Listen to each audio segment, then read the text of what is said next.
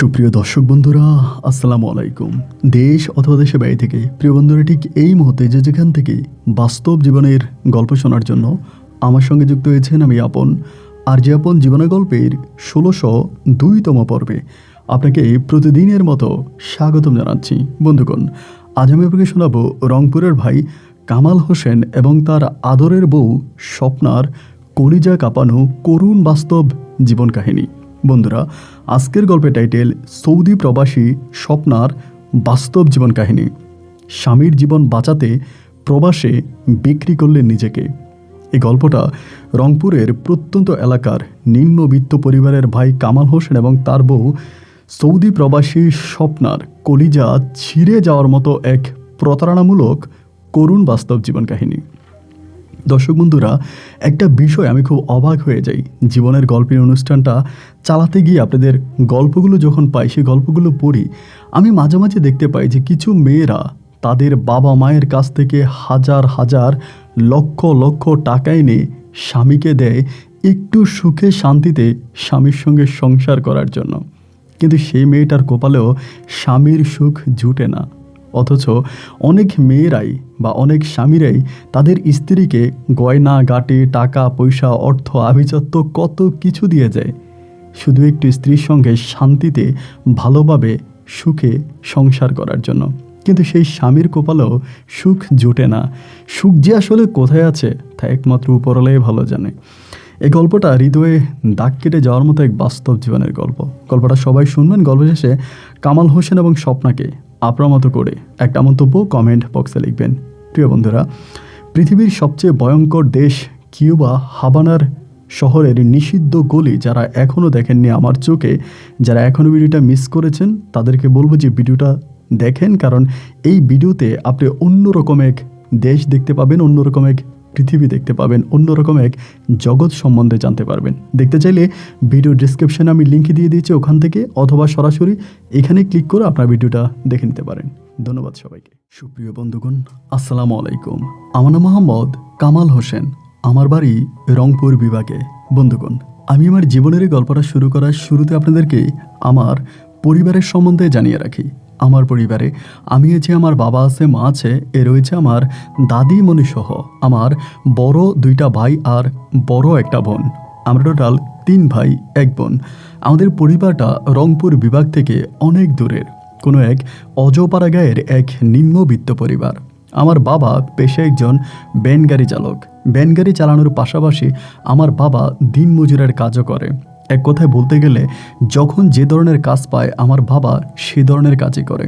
ছোটবেলা থেকে প্রচণ্ড রকমের অভাব অনটনে আমার শৈশবের দিনগুলো কাটতে থাকে।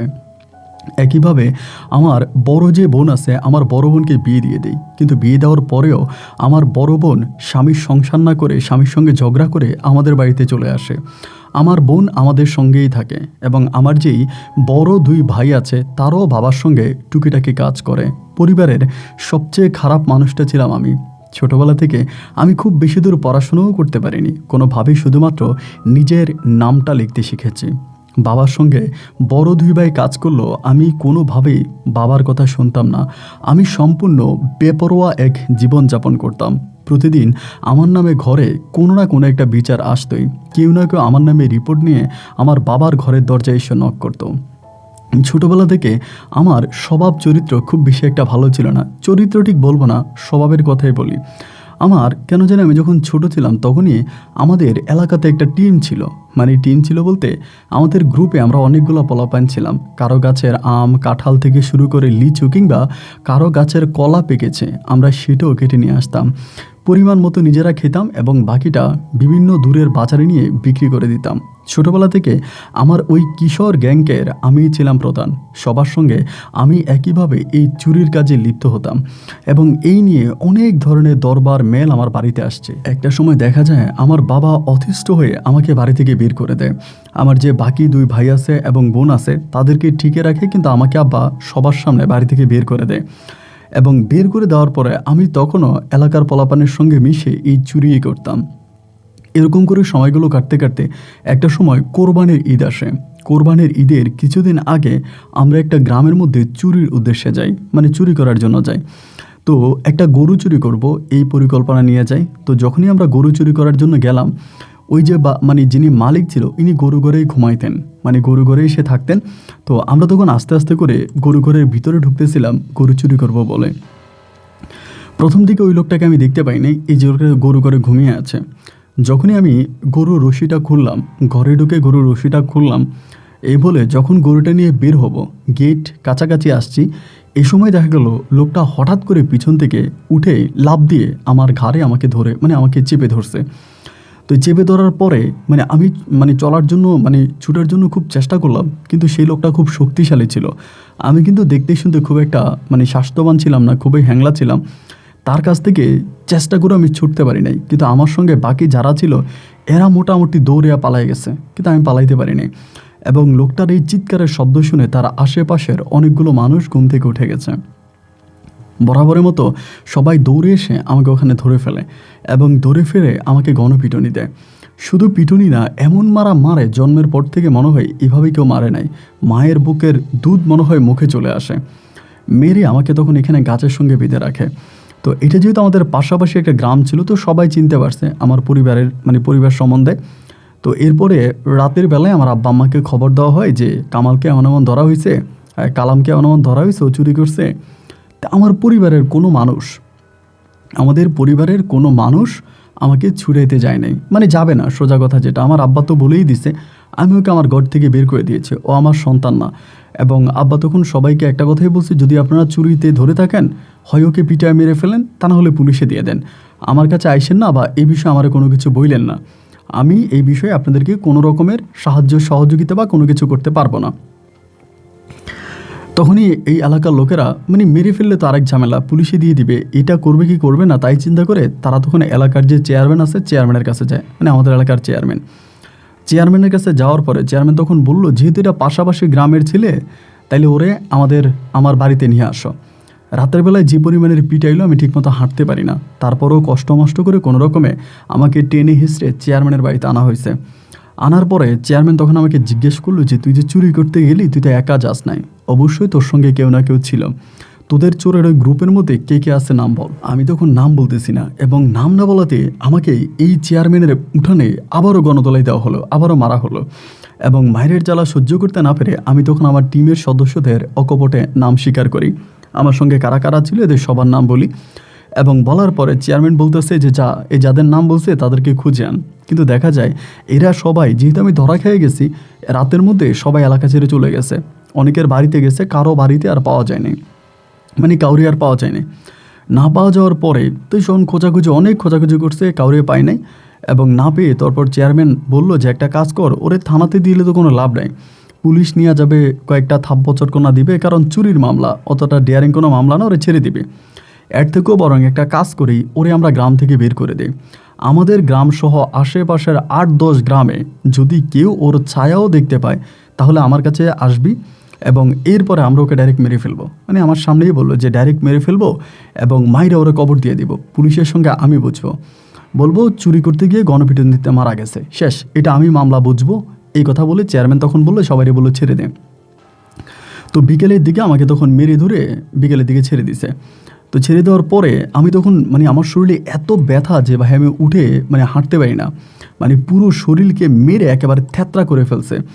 তো চিন্তা করছি কই যাব, আমার তো আসলে যাওয়ার মতো কোনো জায়গা নেই, এখন কোথায় যাব। কান্না করতেছি।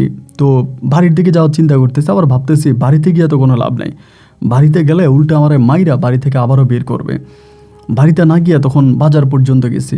বাজারে যাওয়ার পরে বিশ্বাস করেন ভাই, একটা কুকুরের সঙ্গে মানুষ এরকম খারাপ ব্যবহার করে না। বাজারে যাওয়ার পরে সবাই আমার সঙ্গে যেভাবে খারাপ ব্যবহার করতেছে, যে যেভাবে পারতেছে সেভাবে আমাকে আমার সঙ্গে দুর্ব্যবহার, খারাপ ব্যবহার করতেছে, আমার গায়ে হাত তুলতেছে, এবং যা করতেছে তা ঠিক আসলে বলার মতো না, এইভাবে আমাকে মারতেছে। তো একটা সময় চিন্তা করছি যে গ্রামে থেকে বা কী করবো, আমার যে অবস্থা, মানুষ দোকান থেকে আমাকে গরম পানি ছুঁড়ে মারে, খারাপ ভাষায় গালাগালি করে, যা পারতেছে তাই করতেছে। একটা সময় সিদ্ধান্ত নিলাম যে আমি গ্রাম থেকে চলে যাব। সে রাতের বেলায় শরীরে রক্তগুলোকে মুছে আরেকটা লোককে দিয়ে আমার বাড়ি থেকে, আমি যেখানে থাকি আর কি, ওইখান থেকে আমার জামা কাপড়গুলো যা আছে সবগুলো নিয়ে আসছি। আইনা ওই রাতের বাসেই আমি তখন এই রংপুর থেকে ঢাকায় চলে আসি। রংপুর থেকে ঢাকায় আসি। ঢাকায় আসার পরে মানে বুঝতেই পারেন যে আমার তো ঢাকায় পরিচিত কেউ নাই, আর পকেটে কোনো টাকাও নাই। একে তো পকেটে টাকা নাই, তার উপরে এই মানে শরীরও ব্যথা। এরপরও আমি ঢাকায় নামার পরে সদরঘাট পর্যন্ত আসছি। আইসা আমি ওইখানে কাজ টাজ করতেছিলাম, যেখানে যে ধরনের কাজ পাই সেখানে সে ধরনের কাজই করি, মানে বিভিন্ন কাজের সাথে তখন আমি জড়িয়ে পড়ি। এইরকম কাজ কাম করতেছি এরকম করতে করতে অনেকগুলো দিন তখন পেরিয়ে গেছে। অনেকগুলো দিন পেরিয়ে যাওয়ার পরে একদিন হঠাৎ করে আমাদের নানু বাড়ির একটা লোকের সঙ্গে আমার দেখা, সদরঘাটের ওখানেই, ঢাকা সদরঘাটে। তো দেখা হওয়ার পরে ওই লোকটা আমারে বলতেছে আমার নানু নাকি মারা গেছে, আমার নানা মারা গেছে। আমারে বলতেছে যে আমার নানা মারা গেছে অনেক আগে। তা আমি কিন্তু আমার নানারে অনেক ভালোবাসতাম, মানে নানার সঙ্গে আমার খুব মধুর সম্পর্ক ছিল। আমি চোর হলেও আমার নানার প্রতি আমার অনেক ভালোবাসা ছিল। তো যখন হঠাৎ করে এই লোকটার মাধ্যমে জানতে পারলাম যে আমার নানা ভাই নাকি মারা গেছে অনেক আগে, এটা শুনে তখন আর নিজেকে ধরে রাখতে পারি নাই। পরে আমি ঢাকা সদরঘাট থেকে আবারও আমার নানার কবর দেখার জন্য রংপুরের উদ্দেশ্যে রওনা দিই। তো রংপুর গিয়া পৌঁছাইলাম। পৌঁছানোর পর যাওয়ার সময় নানুর জন্য অনেক কিছু নিয়ে গেছি, ঢাকা শহর থেকে যতটুকু পারছি নিয়ে গেছি। নিয়ে যাওয়া তারপরে আমি তখন নানার কবর দেখার জন্য গেছি, নানু নিয়ে গেছে। নানার কবরটা দেখা বুকটা তখন কাইপা উঠছে ভাই, খুব কষ্ট হচ্ছিল। আমার একটা মামা আছে, আমার মামাও কিন্তু আমার নানার সঙ্গে ভালো সম্পর্ক না, সে বিয়ে করে বউ নিয়ে আলাদা থাকে। আমার নানা নানি একইভাবে মানে তারা হচ্ছে একটা আলাদা কুড়ে ঘরে, মানে ভাঙে একটা ঘরে থাকতো। নানা টুকিটাকি কাজ টাজ করতো, নানি চলতো। তো এই নানা মারা যাওয়ার পরে আমার নানি তখন বেশ অসহায় হয়ে পড়ে, মানুষের বাড়িতে কাজ টাজ করে বা কেউ সাহায্য সহযোগিতা করলে এটা দিয়ে ধীরে স্বস্তিতে নানি চলতো। নানার কবর দেখে খুব মন খারাপ হলো, হওয়ার পরে কান্নাকাটি করছি। কইরে আমি নানিরে বললাম যে নানি আমি রাতের বাসে আবারও ঢাকায় চলে যাব। নানি তখন আমারে বলে তুই যে ঢাকায় যাবি আমারে সাথে করে নিয়ে চল। আমি বললাম যে না নানি, আমি তো ঢাকায় যেখানে থাকি তোমারে নিয়ে আমি কই রাখবো, আমার তো তোমার রাখার মতো জায়গা নাই। নানি বলে যদি আমারে নিয়ে তো রাখার মতো জায়গা না থাকে তাহলে তো আমারে রাইখা যাইস না। তুই যদি আমারে রাইখা যাস তাহলে কয়েকদিন পর আইলে দেখবি যে তোর নানার পাশে আমার কবরটাও হয়ে গেছে। নানির এই কথাটা শুনে কলিজারা তখন একটা কামড় দিয়ে বসছে যে হায় হায়, নানি যে এরকম করে বলতেছে। আমি তখন নানিরে বললাম নানি তুমি তো জানো আমি পেশায় একটা চোর, এবং চুরি করতে গিয়ে ধরা খাইছি, সবাই মাইরা গ্রাম থেকে বের করে দিছে। আমার নানি বলে এটা তো তোর গ্রামের মানুষ জানে, আমার গ্রামের মানুষ তো জানে না। তুই একটা কাজ কর, তুই আমার গ্রামে থাইকা যা, গ্রামে অনেক কাজ আছে, আমি মানুষের বাড়ি টুকিটাকি কাজ করি তো আমি দেখি, তুই যদি গ্রামে কাজ করিস তাহলে ভালো টাকাই তুই ইনকাম করতে পারবি। দেখা যায় আমাদের বাড়ি থেকে আমাদের নানু বাড়ির দূরত্ব অনেক বেশি, মানে অনেক দূরের গ্রাম। তখন আমার মাথায় এই জিনিসটা আসছে যে আসলেই তো নানি কথাটা ঠিক বলছে, তো খারাপ বলে নাই।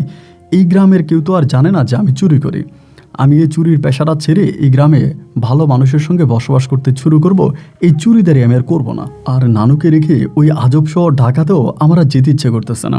আমি তখন পুরোপুরি সিদ্ধান্ত নিলাম যে না আমি ঢাকায়ও যাব না এবং আমি চুরিও করব না, আমি নানুর সঙ্গে এই গ্রামে থাইকা আমি তখন টুকিটাকি গ্রামে কাজ করব।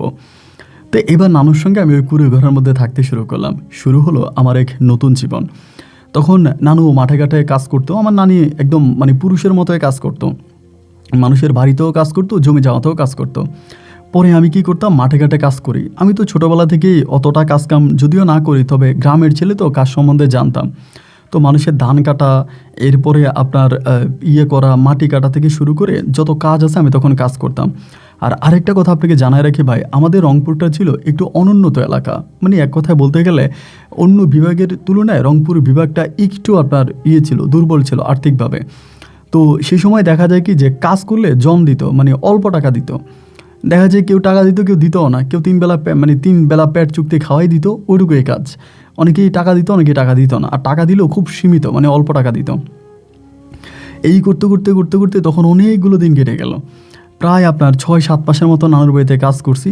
এবং কাজ করার পরে একটা দিন হইল কি, কাজ করতেছি মানে মাঠের মধ্যে কাজ করতেছি, এমন সময় দেখলাম কি যে একটা মহিলা একটা ছাগল আর কি, রাম ছাগল বড়, ছাগলটারে বাইটা মহিলা চলে গেছে। আমি তখন মাঠে কাজ করতেছি, মাঠটা পুরো ফাঁকা, মাঠে কেউ নেই। একটা কথা আছে না যে চুরি হচ্ছে একটা নেশা, এই নেশা যারা একবার ধরছে ওইটা থেকে বেরোতে পারে না। আমার তখন মনে হলো যে ছাগলটা বিক্রি করে দিব, মানে এরকম একটা চিন্তা ভাবনা আসছে যে ছাগলটারে বিক্রি করে দিব। তাই ছাগলটারে কেমনি বিক্রি করব, এভাবে তো আর ছাগল বিক্রি করা যাবে না। এখন কি করা যায়, মানে মাঠটা পুরো ফাঁকা ছিল, মাঠে কোনো মানুষ ছিল না। ওই সময়ের ভিতরে আমি তখন সিদ্ধান্ত নিলাম যে ছাগলটা বেচবো। এবার ছাগলটার আমি এখান থেকে খুইলা নিয়া এই গ্রাম থেকে, তখন ধরেন আপনার মানে দুপুরের দিকে তো অনেক দূরের একটা গ্রাম আছে, ওইখানে আবার আপনার মানে গরু বাজার আর কি, গরু ছাগলের বাজার। আমি এখান থেকে ছাগলটা নিয়ে গরু বাজারের দিকে রওনা দিলাম। তাই গরু বাজার যাওয়ার পথে রাস্তার মধ্যে আমার কয়েকজনে জিজ্ঞেস করলো ছাগলটার দাম কত। তো একটা ছাগলের যতটুকু দাম থাকে আমি সেই দাম বলি নাই, তার অর্ধেকের দাম বলছি। তা বলার পরে অনেকেই তখন ছাগলটা নিতে রাজি হলো। গ্রামের মানে ওই বাজারে যাওয়ার আগে রাস্তার মধ্যে আমি তখন ছাগলটা বিক্রি করে দিলাম। ছাগলটা বিক্রি করে দেওয়ার পরেই আমি তখন আসছি টাকাগুলো নিয়ে। আইসে দেখলাম যে আরে বাবা, এত কাজ করি, এত পরিশ্রম করি, সকাল থেকে রাত অবধি পরিশ্রম করি, 100 টাকা 200 টাকা পকেটে ঢুকাইতে পারি না। আর দেখা যায় একটা ছাগল বিক্রি করে দিলাম, 1000 টাকা পকেটে ঢুকে গেছে। তাইলে তো আমার চুরিয়ে ভালো, আমি এটা কেন করব। এবার আমি করলাম কি, এই ধরনের কাজ ছেড়ে দিলাম, মানে মানুষের বাড়িতে কাজ করা, জন দেওয়া, এগুলো ছেড়ে দিলাম। ছেড়ে দিয়ে আমার তখন একমাত্র টার্গেট ছিল জমিতে ছাগল গরু অথবা রাজহাঁস, মানে যা পাই, হাঁস মুরগি যেটাই ধরতে পারি, যা পাই আমি তখন এগুলো চুরি করতে শুরু করলাম। যেখানে ছাগল পাইতাছি, গরু পাইতাছি, হাঁস মুরগি পাইতাছি, নিতাছি, বেচতাছি এবং টাকা নিতাছি। তখন আমার নানি অনেকটা অসুস্থ হয়ে যায়। নানি তখন ঘরের মধ্যেই থাকে। আর নানি ওই সময়তে আমার বারবার বলে, তুই বিয়ে কর, তুই বিয়ে কর, তুই বিয়ে কর, তুই বিয়ে করিস না কেন, এগুলো আমার নানি বলতেছে। তুই একটা বিয়ে কর। আমার আব্বা আম্মা তো আর আমার কোনো খবর নেয় না। নানি বলে, আমার এই ঘরটার মধ্যে তুই একটা বউ নিয়ে থাক, এগুলো নানি বলতেছে। তা আমি নানিরে কোনো কিছু বলি না। এইরকম করে হলো কি, যেহেতু আমি অনেকগুলা মানে হাঁস মানে গরু ছাগল আমি মাঠ থেকে নিয়ে বিক্রি করে দিয়েছি গোপনে গোপনে বিভিন্ন জায়গায়, তখন তারা করলো কি, গ্রামের মধ্যে পাহারা বসায় দিছে। আসলে চোর কারা তারা তো আর তা জানে না, তখন তারা গ্রামে পাহারা বসায় দিছে। ধরেন একজন রাখছে যে আজকে তুই গ্রামের মানে যারা গরু ছেড়ে দিবে মাঠে, তুই গরুগুলোকে পাহারা দিবি, আজকে তুই দিবি আর পরের দিন আরেকজন দিবি। এইরকম তারা পালাক্রমে তখন এই মাঠের গরুগুলোকে পাহারা দিতে শুরু করছে। এবার যখন তারা গরু পাহারা দিতেছে, ছাগল পাহারা দিতেছে, এবার আমি আর মাঠে ঘাটে চুরি করতে পারি না। জায়গায় জায়গায় জায়গায় জায়গায় তখন পাহারাদার বসা। তাই চুরি করতে না পারে আমি তখন সিদ্ধান্ত নিলাম যে না, আমাকে আমার আগের পেশায় ফিরে যেতে হবে। আগের পেশা মানে ওই রাতের চুরিতে, রাতের চুরিও করব, তবে এই গ্রামে করব না, আশেপাশের গ্রামে করব না, অনেক দূরের গ্রামে করব। এইটাই বলে আমি তখন সকালবেলা দাদিরে বলতাম, দাদি আমি বিন গ্রামে কাজে যাচ্ছি, ওইখানে কাজ করব, রাতে হয়তো ফিরবো বা ফিরবো না। চুরি যে করতাম এটা কিন্তু নানিরে বলতাম না। এরপরে আমি অনেক দূরের গ্রামে চলে যেতাম। যাইয়া মানুষের ঘরে, তো এখন তো ধরুন অনেক পাকা ঘর হয়ে গেছে, ওই সময়তে পাকা ঘর ছিল না, বেশিরভাগই ছিল মাটির ঘর। মাটির ঘরের শিক কেটে আমি তখন ঘরে ঢুকতাম। শিক কেটে ঘরে ঢুকে আপনার যা যা পাইতাম সব চুরি করে নিয়ে আসতাম। এবং আইনা ওগুলো একটা জায়গাও ছিল, ওইখানে লুকিয়ে রাখতাম এবং পরে আস্তে আস্তে বিক্রি করতাম।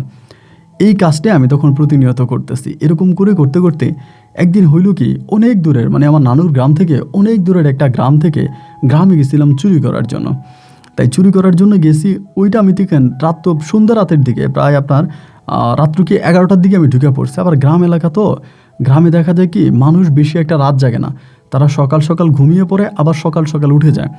তো রাত 11টা বাজে মোটামুটি গ্রাম শান্ত হয়ে গেছে। শান্ত হয়ে যাওয়ার পরে আমি ওই গ্রামে খবর পাইছিলাম যে একটা বাড়িতে এক লোক নাকি ঢাকায় চাকরি করে, সে নাকি বাড়িতে আসছে এবং তার কাছে মোটামুটি টাকা পয়সা আছে, ওরকম একটা খবর পাইছিলাম। এবং সে তার বউর জন্য নাকি গয়নাগাটিও আনছে, এরকম একটা খবর পাইছে। খবর পাইয়া আমি তখন ওই ঘরের মধ্যে চুরির উদ্দেশ্যে ঢুকছি। শিক কেটে ঘরে ঢুকছি। ঘরে ঢোকার পরে দেখলাম কি তারা স্বামী স্ত্রী কেউই ঘরে নাই।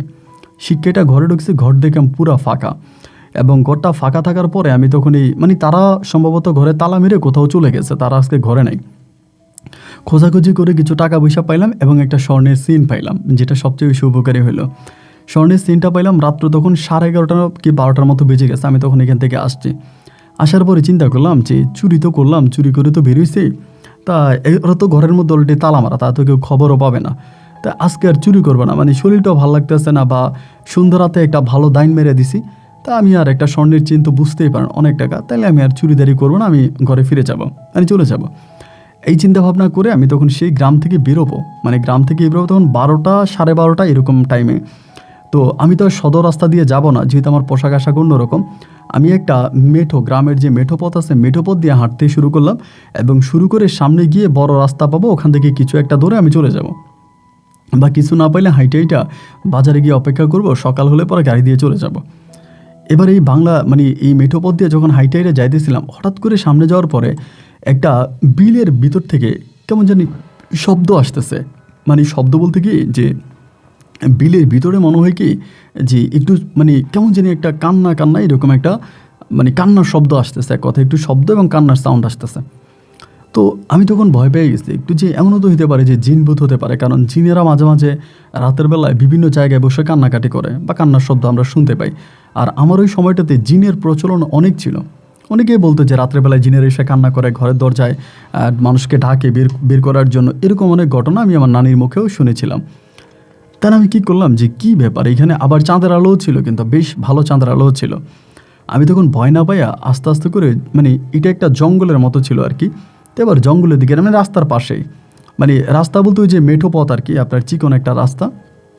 এবার আস্তে আস্তে করে জঙ্গলের ভিতরে দেখতেছিলাম, এবং জঙ্গলের ভিতরে তখন দেখলাম কি ভাই, একটা মেয়ে বসে আছে ওইখানে। মেয়ে না মহিলা ঠিক একটা বোঝা যায় না, কিন্তু বসে আছে।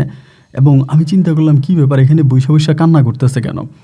তো কান্না করতেছে কেন আমার ভিতরে না ভাই তখন একটা খারাপ চিন্তা ভাবনা চলে আসছে, যে আমি মেয়েটার সঙ্গে এখানে একটা খারাপই করব, মানে খারাপই করবো এরকম একটা চিন্তা ভাবনা। যেহেতু আশেপাশে আর বাড়িঘর নাই, মোটামুটি ফাঁকাই বলা চলে, এবং জায়গাটাও একটু নীরব, তা আমি গিয়া তার মুখ চাইবা ধরে তার সঙ্গে একটা খারাপ কাজ করব। এই চিন্তা ভাবনা কইরেই আমি তখন এখানে দাঁড়ায় আছি আর মনস্তাপ করতেছি কেমনে কেমনে কী করা যায়। এই করে আমি তার সঙ্গে খারাপই করবে এমন পরিকল্পনার ভিতরেই হঠাৎ করে দেখলাম কি যে মেয়েটা দাঁড়ায় গেছে। দাঁড়িয়ে যাওয়ার পরে ওইখানে মেয়েটা যেখানে বসে কান্না করতেছিল এটা একটা আম গাছ ছিল, অনেক বড় না, ছোট আম গাছ, এবং চারদিকে তার শাখাগুলো ছড়াই আছে। এইবার দেখলাম কি মেয়েটা আম গাছের একটা শাখার মধ্যে আপনার তার হাতে যে একটা রশি ছিল রশিটা মারতেছে, রশিটা মারতেছে, মানে বোঝা গেল সে ফাঁসি দেওয়ার জন্য প্রস্তুতি নিচ্ছে। এটা দেখেই তো আমি তখন একটু বিব্রত হয়ে গেলাম, কি ব্যাপার, আমি তার সঙ্গে খারাপ কাজ করতে চাইতাম, যে ফাঁসি দিয়ে মরে যেতেছে। এবং একটা সময় দেখলাম সে অনেকবার মানে এরকম রশিটা উপরে মারতে মারতে একটা সময় রশিটা আটকায় গেছে ওইখানে, তখন সে ওখানে পাশে ফাঁসির মঞ্চ তৈরি করতেছে। যখন দেখলাম ফাঁসির মঞ্চ তৈরি করতেছে আমি তখন একটু মানে অবাক হয়ে গেলাম, অবাক এবং ভয়ও পাইছি। দেখলাম যে না, ওই ফাঁসি দিয়ে দিবে। যখনই ফাঁসি দেওয়ার পুরো প্রস্তুতিতে নিয়ে নিছে তখনই আমি গিয়া তার সামনে দাঁড়াইছি। সামনে দাঁড়ানোর পরে সে কোনো ভয় পাই নাই, কোনো চিৎকারও দেয় নাই। স্বাভাবিকভাবে আমার মতো একটা মানুষ হঠাৎ করে রাতের বেলায় তার সামনে আসছি, সে তো চিৎকার দেওয়ার কথা বা ভয় পাওয়ার কথা, ওই কোনো চিৎকারও দেয় না, ভয়ও পায় না, ওই ওর মতো করে ফাঁসির মঞ্চ তৈরি করতেছে। আমি তখন বললাম যে কী ব্যাপার, আপনার কি ভয় লাগে না? আপনার ভিতরে কি কোনো ভয় কাজ করে না?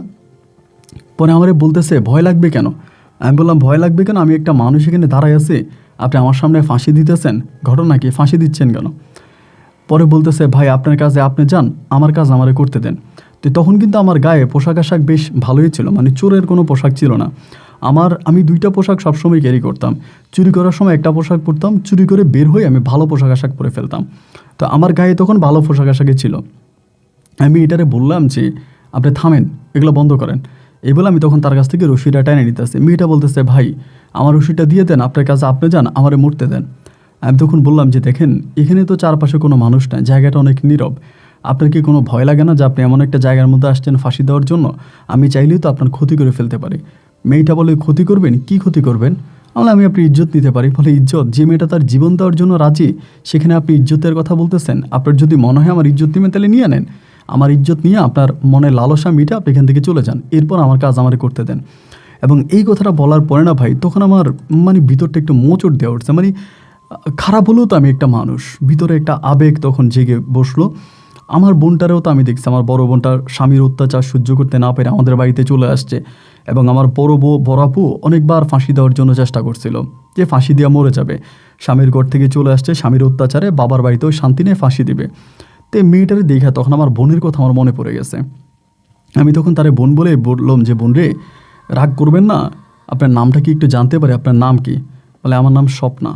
আমি বললাম তো আপনি ফাঁসি দিতে আসছেন কেন এত রাতের বেলা, আমার কি একটু বলা যায়? পরে না বলা যাবে না। আমি বললাম দেখেন রাগ করবেন না, একটু বলেন না আপনার বাড়ি কোনটা? পরে আঙ্গুল দিয়ে দেখাই দিল এই বিল থেকে মোটামুটি একটু দূরেই একটা বাতি, মানে কিছু বাতি জ্বলতেছে, ওইটা নাকি তার বাড়ি। আমি বললাম তো ওইটা আপনার বাড়ি, আপনার স্বামী কই? বলে আমার স্বামী ঢাকায় থাকে।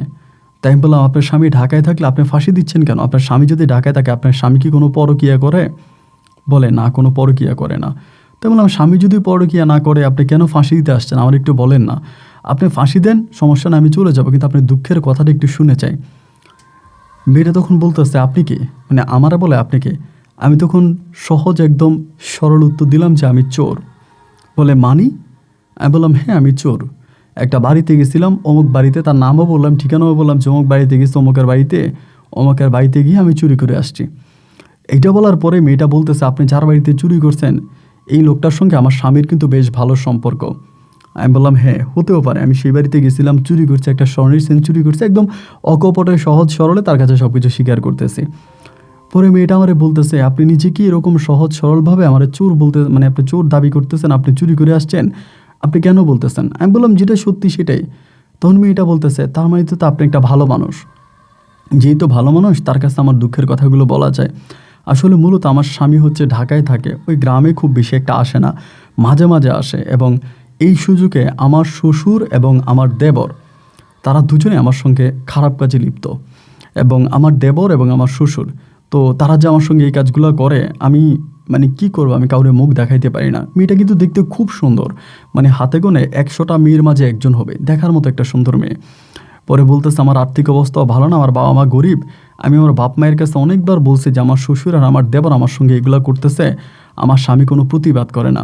আমার বাবা মা একটা কথাই বলতেছে, হয় তোর স্বামীর বাড়িতে থাক, না হয় ফাঁসি দিয়ে মইরা যা, আমার বাড়িতে আসিস না, আমি তোরে খাওয়াইতে পারবো না। তো আমার স্বামীর অনেকবার বলছি, আমার স্বামীও আমার কথা শোনে না, আমার কথা মানে না। তুই চিন্তা করলাম যে স্বামীও যেহেতু শোনে না, আর আব্বা আম্মাও বলে দিছে তাদের বাড়িতে না গেলে আমি যেন আত্মহত্যা করে মরে যাই, তাদের বাড়িতে না যাই। তো আমি চিন্তা করছি আমার তো আমার আব্বা আম্মা বলেই দিছে, তো আমি এটাই করব। এই জীবনে রাখতে চাই না ভাই, বাপ ছেলের অত্যাচার আমি সহ্য করতে পারতেছি না। আমি তো একটা মানুষ, এবং আমার শ্বশুর বয়স অতটা না, মানে লম্বা টম্বা এবং খুবই স্বাস্থ্যবান, আমার আমার না আর পারি না, আমি আমি আমি এটা করার জন্য আসছি। পরে মেয়েটার কথা শুনে আমার ভিতরটা খুব নাড়া দিয়ে উঠলাম। বললাম বোন রে বসেন, আমি একটু কথা বলি। দেখেন আমি চুরি করে আসছি, যে কেউ আমাকে হয়তো ওই গ্রামে হঠাৎ করে এখনও যদি কেউ চিৎকার দেয় আমার হয়তো এখান থেকে ধরে ফেলবে। তা আমি আপনার একটা কথা বলি, জানি না বা মানে ভাই কেন যে এটা তারে বললাম বা কী কারণে আমি কথাটা বলে বসছি আমি সেটা জানি না। আমি এটারে বলতেছি যে আপনি মরে যাওয়ার থেকেও একটা কাজ করেন, আমার সঙ্গে চলেন। এমনিই বলতেছি, আপনি মরে যাওয়ার থেকেও একটা কাজ করেন, আপনি আমার সঙ্গে চলেন। মেয়েটা বলে আমার কই নিয়ে যাবেন? আমি বললাম নিয়ে যাব, আমার নানি আছে। এবার আমি আমার ঘটনাটা তাকে বলতে শুরু করলাম, মানে সংক্ষেপে যতটুকু পারলাম আর কি, যে গ্রামে থেকে আমাকে এভাবে বহিষ্কার করছে, ঢাকায় গেছে, ঢাকা থেকে আসছি, নানির বাড়িতে আসছে, এবং আপনাকে এতক্ষণ যা কিছু বলছি এগুলো সংক্ষেপে তার কাছে বলছি। বলার পরে মেয়েটা বলতেছে আপনি তো মানুষ হিসেবে খুব ভালো, তো আমি তো আসলে আত্মহত্যা করতে আসছিলাম, কিন্তু আপনার মধ্যে একটা মানুষ পেয়ে আমার কাছে খুব ভালোই লাগতেছে। আমি বললাম তো আমার সঙ্গে চলেন। মেয়েটা তখন বলতেছে আমি আপনার সঙ্গে গেলে আপনি যদি আমাকে খারাপই করে ছেড়ে দেন। আমি বললাম যদি খারাপই করে ছেড়ে দেই তাহলে তো আপনি বললেন আপনি মারা যাবেন, আর একটা মানুষ যেহেতু মরতেই আসছে তখন তার সঙ্গে আর খারাপই টারাপি কি, আপনি তো এটা আমাকে একটু আগে বললেনই। আর যদি খারাপি করার ইচ্ছেই থাকতো আপনার সঙ্গে আমি এতক্ষণ বসে বসে কথা বলতাম না, খারাপিটা বহুত আগেই করে ফেলতাম।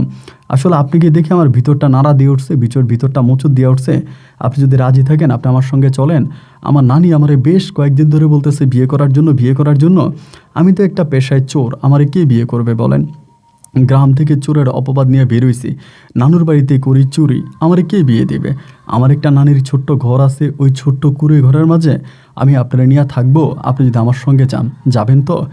মেয়েটা তখন বলতেছে যে সে আমতো আমতো করে হঠাৎ করে বলতেছে হ্যাঁ যাব। আমি বললাম আপনি আমাকে চিনেন না কিন্তু। বলে সমস্যা নাই, যদি মেরে ফেলবেন, মরতেই তো আসছিলাম, তাহলে আপনি আমারে মেরে ফেলবেন, তা আমি চলে যাব। কারণ আমার এই মুহূর্তে যাওয়ার মতো কোনো জায়গা নাই, আর যাওয়ার মতো কোনো জায়গা নাই বলেই কিন্তু আমি আত্মহত্যার পথটা বেছে নিয়েছিলাম। যদি যাওয়ার মতো কোনো জায়গা থাকতো আমি কিন্তু আত্মহত্যা করতাম না। আমি তখন বললাম যে ঠিক আছে তাহলে চলেন আমার সঙ্গে। এরপরে আমি তখন এই মেয়েকে নিয়ে হাঁটতে শুরু করলাম। অবাক বিষয় ভাই, যে মেয়েটা আমাকে চিনে না জানে না, শেষ রাতে আমার হাত ধরে এই জঙ্গল থেকে বেরোয় রাস্তার মাঝে হাঁটতে শুরু করছে। তার ভিতরে খুব সরলতা ছিল, মেয়েটা দেখতে এত সুন্দর ছিল যা আপনাকে বলে বোঝাতে পারবো না। এত সুন্দর একটা মেয়ের কপালে এত কষ্ট আছে তা আমি কখনো কল্পনা করিনি। মেয়েটারে নিয়ে হাঁটতে হাঁটতে তখন বিল পার হয়েছি। এই বিলটা পার হইয়া সদর রাস্তায় গিয়ে উঠছি। উঠার পরে মেয়েটা বলতেছে শোনেন, এই রাস্তা দিয়ে যদি আমি এখন আপনার সঙ্গে হাইটে যাই তাহলে দেখা যায় সকাল হলে অনেক মানুষ এখান দিয়ে নামাজ পড়তে যাবে বা তারা দেখবে, এবং দেখলে পরে সমস্যা হবে। একটা কাজ করেন, আমরা সকালে সূর্য ওঠা পর্যন্ত এখানে থাকি, এই জায়গাটা অনেক নিরাপদ। আমি বললাম আপনি কি করে জানেন জায়গাটা নিরাপদ? বলতেছে, হ্যাঁ আমি এই জায়গাগুলো চিনি, তো জায়গাটা অনেক নিরাপদ, এদিকে এখন কোনো মানুষ টানুষ আসবে না, যখন সকাল হবে তখন অনেক ব্যান এদিক দেওয়া যাবে বাজারের দিকে, তা আপনি আর আমি মিলে কোনো একটা ব্যানে উঠে যাব। তো মেয়েটার গায়েও কিন্তু পোশাক আশাক বেশ ভালো ছিল না, আপনার একটা কাপড় পরা ছিল, কাপড়টাও একটু ছিঁড়া বিড়া টাইপের। তো আমি বললাম যে যদি আমি আপনার সঙ্গে ব্যানে উঠি তাহলে তো অনেকেই অনেক কিছু মনে করতে পারে, আপনি যদি কেউ চিনে ফেলে। বলে না, কেউ চিনবে না, আমার কেউ চিনবে না, আমি কাপড় দিয়ে মুখ ঢাইকে ফেলবো। যেমন কথা তেমন কাজ, সারাটা রাত তার সঙ্গে ওখানে বসে আছি। একটু একটু করে তখন পূবের আকাশটা আলোকিত হতে শুরু হলো, ফজরে আজান দিল, তখন রাস্তায় একটা দুইটা করে ব্যান আসতেছে। তারপর আমি আর ও একটা ব্যানে চড়লাম, ব্যানে উঠে রাস্তায় আসছি, এবং রাস্তা আসার পরে সেখান থেকেই সকালবেলা গাড়ি যোগে আমি তখন আমার নানুর বাড়ির উদ্দেশ্যে রওনা দিলাম। এবং একটা সময় নানুর বাড়িতে আসছি, নানুর বাড়িতে আসতে আসতে প্রায় আপনার 7টা সাড়ে 7টার মতো বেজে গেছে। আমার নানি তখন পর্যন্ত কিন্তু হয়তো ঘুমাইতে আছে, মানে জানি না নানির অবস্থা কি। পরে আইসা নানিরা তখন ডাক দিছে, নানি ফজরের নামাজ পড়ে একটু শোয়, ডাক দেওয়ার পরে নানি তখন উঠছে। ওইটা নানিতে আমার দেখে অবাক, ওই মেয়েটার দেখা, মেয়েটাও তখন কাপড় পরা অবস্থায় আছে এবং গায়ে ময়লা টয়লা এরকম। নানি আমারে বলে, কে রে এটা কে? আমি বললাম, নানি এটা চুরি করে আনছি। নানি তখন বলে, কি বলিস তুই চুরি করে আনছিস? এত সুন্দর একটা মেয়ে রে কই পাইছস? আমি বললাম তো চুরি করে আনছি, বিলের মধ্যে পাইছি, নিয়ে আসছি। তাই নানি হাসাহাসি করতেছে, মেয়েটাও তখন হাসে। পরে আমার নানু মেয়েটারে ঘরের ভিতর নিয়ে গেছে। আসলে এটা মানে এক কাল্পনিক বিষয়ের মতো ভাই আমার এই জীবনটা আর কি। যাই হোক, পরে আমার নানি তারা ঘরে নিয়ে গেছে। ঘরে নিয়ে যাওয়ার পরে আমার নানি আর তার কোনো অতীত খোঁজে নাই, মানে মেয়েটারে দেখা আমার নানুর এতটাই ভাল লাগছে যে মেয়েটা কে কোত্থেকে আসছে বা তার পরিচয় কী, এসব কোনো কিছু আমার নানি আর খোঁজে নাই। মেয়েটারে পেয়ে আমার নানি তখন মহা খুশি হয়ে গেল। এবার নানি আশেপাশে অনেকেরে বলতেছে আমার নাতি বিয়ে করছে, এবং সবাইরে বলতেছে যে নাতি তার বাড়ি থেকে বিয়ে করে আনছে, মানে আমার বাড়ি থেকে আমি বিয়ে করে আনছি, নানি এটাই সবার কাছে বলে। এই করতে করতে পরে নানি হুজুর ডাকছে, অনেক দূরের একটা হুজুর ডাকছে, ডাইকা ওই হুজুর দিয়া মেয়েটার সঙ্গে আমার কলমা পড়াই দিছে। মানে কাবিন তো আর হয় নাই, বা কাবিনের কোনো প্রমাণ মেয়ের কাছেও নেই, আমার কাছেও নেই, আমারও কোনো কাগজপত্র নেই, মেয়েরও কোনো কাগজপত্র নেই। তারপরে এখান থেকে তখন মেয়েটার সঙ্গে আমার এই মানে বিয়ে হলো। বিয়ে হওয়ার পরে তখন মেয়েটা আমাকে একটা ওয়াদা করেছিল বাসর ঘরে, যে আপনি যতই অভাবে থাকেন আপনি ওয়াদা করেন যে আপনার চুরি করবেন না, এটা ছেড়ে দেবেন, কারণ আমি আমার আগের স্বামীকে ছেড়ে আপনার কাছে আসছি, এখন আপনিও যদি চুরি করেন তাহলে আমি কই যাব? চুরি করতে গেলে হয়তো মানুষ আপনাকে ধরে পিঠে মেরে ফেলবে। আমি চাই না আপনি চুরি করেন, আপনি যা কামাই করবেন আমরা তাই খাবো, প্রয়োজনে দিনে 3 বেলার জায়গায় আমরা 1 বেলা খাবো, আর প্রয়োজনে আমিও নানির সঙ্গে মাঝে মাঝে কাজ করব, সমস্যা নাই, আমি তো গরিবের মেয়ে, আমি তো আর ধনীর মেয়ে না, সুতরাং আপনি চুরিটা ছেড়ে দেন। যখনই স্বপ্ন আমারে বললো চুরি ছেড়ে দেওয়ার জন্য, আমি তখন নিজেই চুরিটা ছেড়ে দিলাম। চুরি ছেড়ে দেওয়ার পরে আমি প্রায় আপনার মাস খানিকের মতো ওর সঙ্গে ছিলাম এখানে। মাস খানিক পরেও আমারে বলতেছে আমি একটু আমাদের বাড়িতে যাব, আমার আব্বা আম্মার জন্য খুব খারাপ লাগতেছে, আপনি আমার সঙ্গে যাবেন কিনা? আমি বললাম যে আমি তো যেতে পারবো না, আর আমি গেলেও বা কী পরিচয়ে যাব, একটা কাজ করো তুমি আগে যাও, এবং এরপরে না হয় আমি পরে যাব। এরপরে আমি তাকে তার বাপের বাড়িতে দিয়ে আসলাম, তার বাবার বাড়িতে দিয়ে আসলাম। তখন কিন্তু মোবাইল ফোন টোন বেরোয়ছিল, বাটনের ফোনগুলো ছিল হাতে হাতে, বাট আমাদের কাছে মোবাইল ফোন নাই। পরে তারে আমি তার বাপের বাড়িতে দিয়ে আসছি, মানে দিয়ে আসছি বলতে রাস্তার মধ্যে নামাই দিয়ে আমি চলে আসছি। ওই বাপের বাড়িতে গেছে 4 দিন পরেও তখন করছে কি, তার এক দুঃসম্পর্কের চাচাতো বোনের নিয়ে আমাদের বাড়িতে আবারও আসছে। আসার পরে ওই চাচাতো বোন বলতেছে দুলাভাই বাড়ি চলেন, মানে তাদের বাড়িতে যাওয়ার জন্য। তে আমার নানি বলে সমস্যা নেই, যেহেতু তারা এরকম করেই বলতেছে তাহলে তুই চল। পরে আমি আর নানি মিলে এই প্রথম আমার শ্বশুর বাড়িতে যাই। এইটাই সত্যি যে আমি শ্বশুর বাড়িতে যাওয়ার পরে আমার শ্বশুর শাশুড়ি যারা বেঁচে ছিল আর কি, এরা সবাই আমাকে অনেক আদর করছে, অনেক ভালোবাসছে, যা আপনাকে বলে বোঝাতে পারবো না। অনেক আদর করছে, অনেক ভালোবাসছে, এবং জামাই হিসেবে তারা আমাকে যথেষ্ট মূল্যায়ন করছে। তারা গরিব হতে পারে কিন্তু তাদের মনটা অনেক বড় ছিল, মানে বিশাল মনের অধিকারী ছিল তারা। তাদের বাড়িতে ছিলাম, এরপরে আবার আমি আসি। এইভাবে প্রায় আপনার 4 থেকে 5 মাসের মতো কেটে যায়। এরই মাঝে স্বপ্নার ঘরে কিন্তু কোনো সন্তানাদি হয় নাই। এই 4-5 মাসের ভিতরে হঠাৎ করে স্বপ্না তার বাড়িতে যাইতো আইতো। এই করতে করতে 4-5 মাস পরে স্বপ্ন একদিন আমারে বলতেছে যে তোমার একটা কথা বলবো, যদি তুমি রাখো, কথাটা যদি তুমি রাখো। আমি তখন বললাম রাখবো না কেন? তাই বলো কী হয়েছে? পরে বলে আমার একটা খালাতো বোন আছে, খালাতো বোন সৌদি আরব থাকে। আমি বললাম তোমার খালাতো বোন সৌদি আরব থাকে? বলো হ, সৌদি আরবে থাকে। এখন আমার খালাতো বোন মানে যে বাসায় থাকে ওই বাসায় নাকি আর একটা কাজের মেয়ে লাগবে। এখন আমার খালাতো বোন বলতেছে আমার ওইখানে চলে যাওয়ার জন্য। আমি গেলে আমার খালাতো বোন চলে আসবে, আমার খালাতো বোন আর সংসার মানে ওইখানে থাকবে না, আমার খালাতো বোন তার স্বামীর সঙ্গে সংসার করবে, তা ওই বাসায় আমারে নিয়ে দিবে আর কি, আমার দিয়ে আমার খালাতো বোন চলে আসবে, এটা বলতেছে, তুমি কি বলো? আমি তখন বললাম, তখন কিন্তু ভাই বিদেশ খুব মানে আমাদের এলাকাতে বিশেষ করে মানে ধরেন এক গ্রামে 1 থেকে 2 জন বিদেশি আছে, বিদেশি এরকম অ্যাভেলেবেল নাই। এখন যেরকম ঘরে ঘরে বিদেশি, তখন এরকম ঘরে ঘরে বিদেশি ছিল না। আমি তখন বললাম যে, তুমি এটা কি বলতেছো, আমাদের কোনো সন্তানাদিও হয় নাই, তা তুমি কি এখন বিদেশ গেলে আমার কথা মনে রাখবা? ওই আমার বলে, কেন রাখবো না, আমি বিদেশ যাব, তোমার জন্য টাকা পাঠাবো, তুমি নানিরে নিয়ে ভালোভাবে থাকবা, আমাদের কোনো অভাব অনটন থাকবে না, তা তুমি কি বলো? আমি তখন বললাম, তুমি যদি যাইতে চাও তাহলে তো আমার কোনো আপত্তি নেই, আমার কোনো সমস্যা নেই, তুমি যাইবা তো এটা ভালো কথা, এখন গেলে আমার মনে রাখলেই হয়। ও বলে, অবশ্যই মনে রাখবো, তোমার কেন রাখবো না। তা এরপরে ওই আমার সঙ্গে বলেই তখন এই সিদ্ধান্ত নিলাম যে ও সৌদি চলে যাবে, কাগজপত্র ঠিকঠাক করতেছে, ওদের বাড়িতে যাইতেছে। কিন্তু ভাই একটা অবাক করা বিষয় কি জানেন, এই যে মাঝরাতে ওই আমার হাত ধরে ওর শ্বশুরবাড়ি থেকে চলে আসছে, ওর শ্বশুর শাশুড়ি অথবা ওর স্বামী একটা বারের জন্য ওদের বাড়িতে ওর কোনো খবর নেয় নাই, মানে একটা বারের জন্য ওদের বাড়িতে গিয়ে জিজ্ঞেস করে নাই যে মেয়েটা কই চলে গেছে। এবং ও বহু মাস ধরে ওর স্বামীর সঙ্গে সংসার করছে, অনেক বাচ্চাও কিন্তু ও নষ্ট করছে, ওর স্বামী নষ্ট করাইছে, বাচ্চা নেয় নাই। তো ওরা আসলে মানে এক কথায় বলতে গেলে ওই মানে খারাপ সিদ্ধান্ত নিয়েই কিন্তু মেয়েটারে বিয়ে করছে, বিশেষ করে ওর বাবা করাইছে আর কি, ওর শ্বশুরে করাইছে এবং খারাপ সিদ্ধান্ত নিয়েই করাইছে। এবং ওর শ্বশুরে আর কি বলবো ওগুলা, যাই হোক ওইদিকে না যাই। এরপরে হলো কি, ওই আমার সঙ্গে থাকতেছে, তখনও সৌদিতে চলে যাবে, কাগজপত্র প্রায় পাকাপোক্ত হয়ে গেছে, সৌদিতে চলে যাবে। এবং এইভাবে সব কিছু ঠিকঠাক হওয়ার পর একটার সময় তখন সৌদিতে চলে গেছে। তা সৌদি যাওয়ার পরে তখন আবার যাওয়ার আগে আমি একটা মোবাইল ফোন কিনছিলাম, এই মোবাইল ফোন কিনছি বিশেষ করে ওর সঙ্গে কথাবার্তা বলার জন্য, তো সৌদিতে চলে গেলে তো ওর সঙ্গে আমার যোগাযোগ হবে না, এবং যোগাযোগ করার জন্য। তখন কিন্তু ধরেন ভাই আমি কোনো কাজ কাম করি না, তেমন কোনো কাজ কাম করি না, ওই টুকিটাকি যা পাইতাম তাই করতাম, আর ওই মানে আমারে টাকা টুকা দিছে কিছু। তারপরে ও তখন সৌদি আরবে চলে গেছে, সৌদি আরবে যাওয়ার পরে আমি তখন, ও যেদিন সৌদি আরবে গেছে তার 14 থেকে 15 দিনের মাথা আমার নানি মারা যায়। তাই নানি যে মারা যায়, আমার আব্বা আম্মা কিন্তু আমার আর কোনো খবর নেয়নি।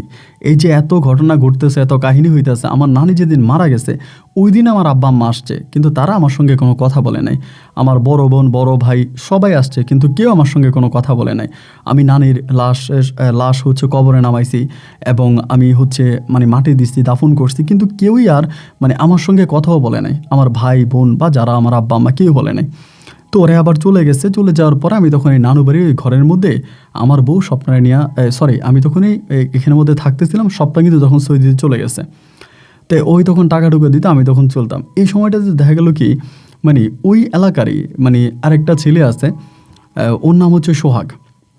এইটা স্বপ্না সৌদিতে চলে যাওয়ার অনেক মাস পরের কথা আমি আপনাকে বলতেছি, মাস বলতে প্রায় বৎসর খানিক পরের কথা বলতেছি। বৎসর খানিক পরে এই এলাকার একটা ছেলে আছে সোহাগ, ওই তখন সৌদি আরবে যাবে। এখানে আপনাকে আমি আরেকটা বিষয় জানাই রাখি, স্বপ্না সৌদিতে যাওয়ার পরে আমি তো তখন কোনো কাজ করতাম না, ওই আমারে কোনো কাজ করতে বলেও না, ওই মাসে মাসে টাকা পাঠাইতো, আর ওই টাকা দিয়া আমি খাইতাম, ঘুরতাম, ফিরতাম। এবং এই করতে করতে আমার ভিতর তখন যেহেতু সময় কাটে না, সময়টা কাটতেছে না, যার কারণে আমি সোহাগ সহ আরও কয়েকজনে মিল্লা আমরা তখন তাস খেলতাম। তো কোনো টাকা দিয়ে খেলতাম না, ওই যে মানে 29 যেটাকে বলে আর কি, এগুলো তখন খেলতাম মাঠের ধারে বসে বসে সময় কাটানোর জন্য। ওই তো তখন বিদেশে আছে, ওই টাকা টুকা দিত, আমি তখন চলতাম, এবার আমি তখন তাস খেলি। এই করতে করতে সোহাগ নামের একটা ছেলে তখন ওই সিদ্ধান্ত নিল ও নাকি সৌদি আরবে যাবে। ওই বলতেছে আমি সৌদি আরবে যাবো, এমনি এমনি ওর ভিসা হয়েছে। তাই ভিসা হওয়ার পরে আল্লাহর কি হুকুম, আমার বউ যে এলাকাতে, স্বপ্না যে এলাকাতে, ওই এলাকাতেই ছেলেটা যাবে, কোন সৌদিয়ানের বাসায় ওই এলাকাতেই যাবে।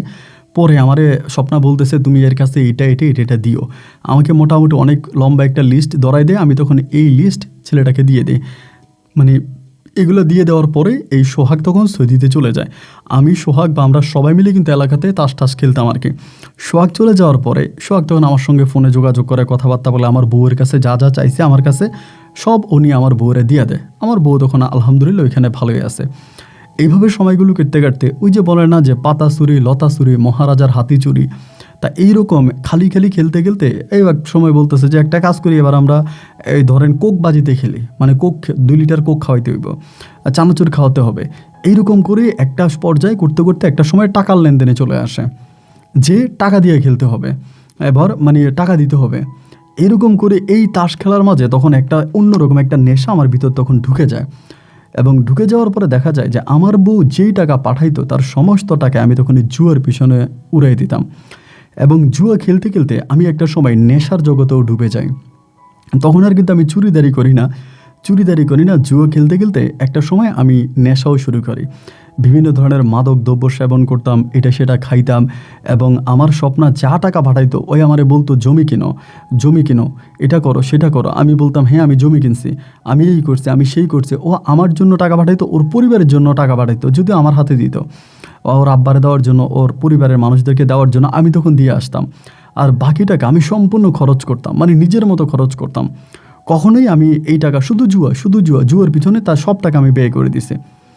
এইরকম করে সময়গুলো কাটতে কাটতে প্রায় 2 থেকে 4 বছরের মতো কেটে গেছে। সোহাগ 4 বছরের মতো সৌদি আরবে, এবং 4 বছর পরে আমি তখন আমার বউ স্বপ্নারে বলতাম যে স্বপ্না, তুমি তো গেলা আজকে বহু বছর হয়ে গেছে, একটা কাজ করো, তুমি বাড়িতে আসো, তুমি বাড়িতে আসো, এভাবে তুমি বিদেশে থাইকো না। ওই তখন আমার বলতেছে আমার সমস্যাটা তো এই জায়গায়, প্রতি সপ্তাহে আমার মালিক আমার ছুটি দেয়, মানে শুক্রবার শনিবারে আমার ছুটি, কিন্তু আমার বাৎসরিক কোনো ছুটি দেয় না। এটাই সমস্যা। কিন্তু এখানে বেতনও ভালো, কাজও ভালো, সবই ঠিক আছে, কিন্তু বাৎসরিক কোনো ছুটি নেই। যে প্রতিটা প্রবাসীরা যেরকম 2 বছর পরে দেশে ছুটিতে যাইতে পারে, এখানে কোনো ছুটির ব্যবস্থা নাই। এবং এই ছুটির ব্যবস্থা না থাকার কারণেই ওর যে খালাতো বোন গেছিল ওই মালিকের বাসা, ওর খালাতো বোন একেবারে চলে আসছে। তার কারণ একটাই, ওইখানে কোনো ছুটি নেই, ওইটা সরকারি চাকরির মতো। আপনার প্রতি সপ্তাহে 2 দিন ছুটি, বাৎসরিক কোনো ছুটি নেই। যদি চলে আসতে হয় তাহলে একবারেই চলে আসা লাগবে। এই কথাগুলোই তখন বলতেছে। এরকম করতে করতে একটা পর্যায়ে ওইখানে থাকা যে সোহাগ নামের ছেলেটা ও একদিন আমারে বলতেছে যে কালাম ভাই, একটা কথা বলি, কিছু মনে করবেন না, আপনার বউ কিন্তু ওইখানে খারাপ কাজ করে। আমি বললাম মানে কি খারাপ কাজ করে বলো? আপনার বউ কিন্তু সৌদি আরবে খারাপ কাজ করে। আমি অনেক বাঙালিদের সাথে এরকম মিশছি, আমি খবরটা গোপনে পাইছি, ভাবি কিন্তু বিভিন্ন ছেলের সঙ্গে খারাপ কাজ করে সৌদিতে। আমি বললাম তুই কি শিওর? বলে ভাই আমি 100% শিওর ওই খারাপ কাজ করে। এবার আমি তখন স্বপ্নারে বললাম যে স্বপ্না, তুমি নাকি খারাপ কাজ করো সৌদিতে, এমন এমন খোঁজখবর আমি পাইছি, তুমি খারাপ কাজ করো। এই নিয়ে তার সঙ্গে তখন আমার ঝগড়া লেগে যায়, মানে ঝগড়াটা শুরু হয় ওখান থেকে। ঝগড়াটা ওখান থেকে শুরু হওয়ার পরেই ঝগড়াঝাটি তখন বাড়তেছে, ঝামেলা বাড়তেছে। এইরকম ঝগড়াঝাটি হইতে হইতে হইতে হইতে একটা পর্যায়ে ওই আমারে বলে তুমি না জমি কিনছো, কই কই জমি কিনছো, আমি যে তোমার টাকা পাঠাইছি তুমি এই টাকা কী করছো। মানে যখনই আমি ওরে বললাম যে তুমি খারাপই করো, তখনই আমাকে উল্টা ডাউট করে বসছো যে আমি টাকা কী করছি। এই যে আমার জন্য এরকম লক্ষ লক্ষ টাকা পাঠাইছে, ওই টাকা আমি কোন জায়গায় খরচ করছি বা কী করছি, এগুলো তখন আমারে ধরছে। ধরার পরে আমি তখন বললাম যে আমি টাকা রাখছি, করছি, যা করছি, যেটাই করছি। তখনও বলতেছে তুমি কি করছো ওই টাকা কী করছো আমারে বলো। এবার ওর বাবারে তখনও পাঠাইছে যে আপনি জানতো নাকি জমি কিনছে, কোথায় কোথায় জমি কিনছে দেখেন তো।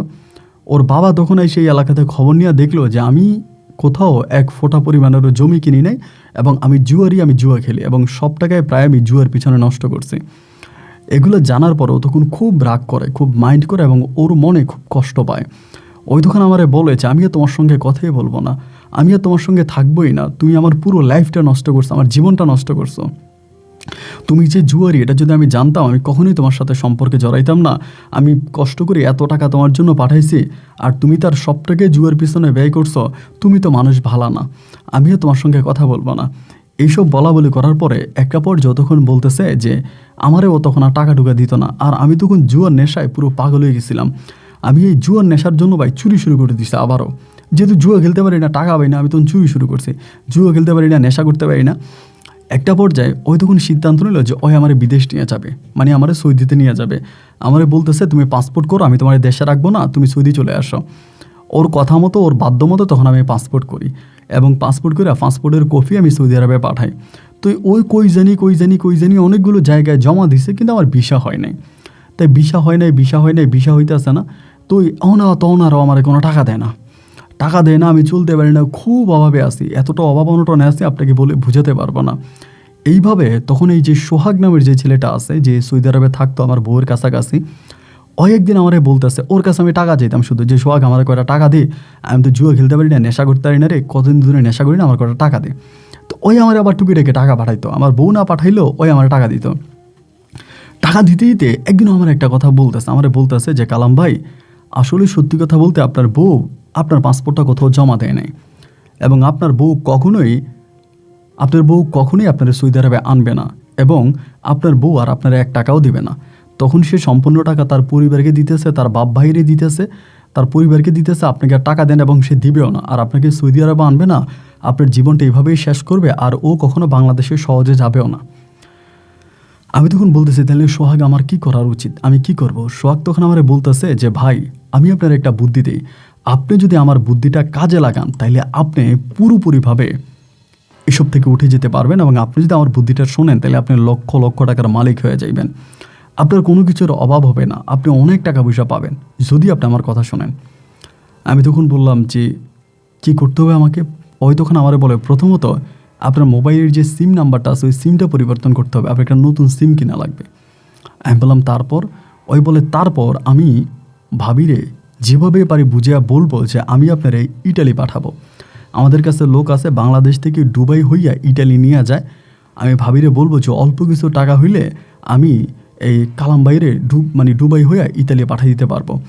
ভাবির কাছ থেকে তখন আমি টাকা নিব, এই টাকা নিয়ে আমি ইটালিতে আপনারা না পাঠায় আমি বাংলাদেশে আপনার জন্য টাকাটা পাঠাবো, এই টাকা দিয়ে আপনি নেশাও করতে পারবেন, জুয়েও খেলতে পারবেন। আমি বললাম বাহ, এই তো বেশ ভালো বুদ্ধি রে। তারপর?